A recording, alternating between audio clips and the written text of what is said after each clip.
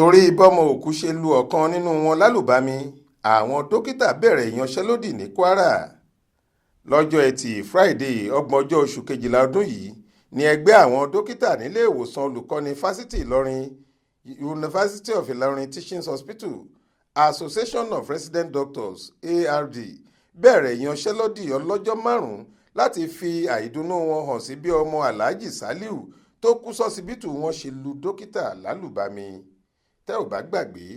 ọjọ́rùú wẹ́sídẹ̀ẹ́ ọjọ́ kejìdínlọ́gbọ̀n oṣù yìí ni àwọn aláṣẹ ilé ìwòsàn náà pàṣẹ pé kí wọ́n gbé òkú Alhaji Saliu tó kú sílé ìwòsàn náà àtọmọ rẹ̀ Mustapha Saliu ṣahámọ́ fẹ̀sùn pé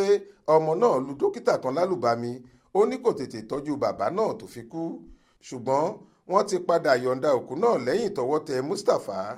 Ní báyìí àwọn dókítà náà ti gùn lé ìyanṣẹ́lódì ọlọ́jọ́ márùn-ún. Wọ́n ní rẹ́dẹ̀rẹ̀dẹ̀ tójú àwọn dókítà náà rí lọ́wọ́ mọ̀lẹ́bí àwọn aláìsàn ti pọ̀ jù ó sì gbọ́dọ̀ dópin.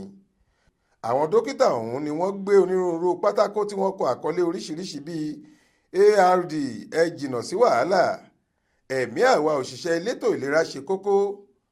ẹ dáàbòbò wá bá a ṣe ń dáàbòbò yín àti bẹ́ẹ̀ bẹ́ẹ̀ lọ. Alága ẹgbẹ́ náà dókítà Mubarak Ìjayà tó bá àwọn oníròyìn sọ̀rọ̀ sọ pé wọ́n daṣẹ́ sílẹ̀ pátápátá ni bẹ́ẹ̀ ni ẹgbẹ́ náà sì tún pè fún kí àwọn ọmọ ogun máa ṣọ́ àwọn dókítà ní gbogbo yàrá ìtọ́jú pàjáwìrì ìyẹn emergency points ní ilé ìwòsàn náà èyí tí wọ́n ní yóò mú kí ààbò tó péye wà fún gbogbo àwọn dókítà. Ibrahim Alágúnmu ló ṣàkójọ ìròyìn yìí fún iléeṣẹ́ tẹlifíṣàn Aláròye online. Faith Adébọlá ló kà á sétí ìgbọ́ yín.